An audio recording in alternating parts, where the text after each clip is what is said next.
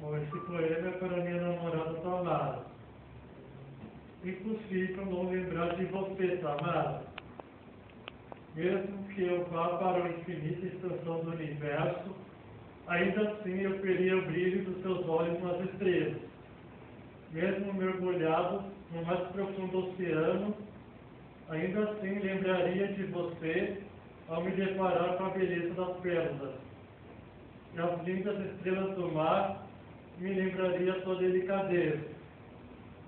Mesmo caindo no mais profundo abismo, eu ao me deparar com toda espécie de pedras preciosas, lembraria de ti e do valor que você representa para mim, Tamara. Pois não importa o lugar, sempre haverá algo que me lembrará a você. As flores do campo que trazem a mim e teu perfume, e as borboletas a dançar me lembram do teu encanto.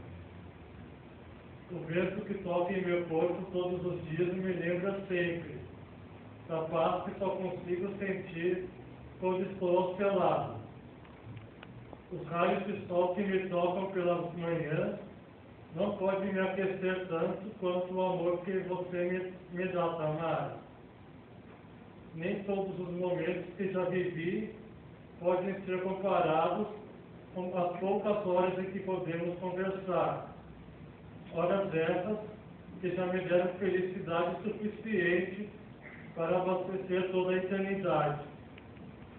Não existe no mundo um amor de verdade como aquele que emana de você.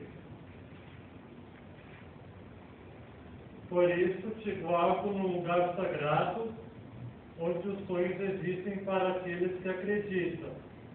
Um lugar assim, onde nele habita um ser tão lindo e cheio de amor. Um ser por nome Tamara, a mais bela emissária de um lindo sentimento chamado amor. Sua real natureza só pode ser vista com os olhos do coração. Te amo, Tamara. Te amo com orgulho e felicidade. Te amo com devoção e fidelidade.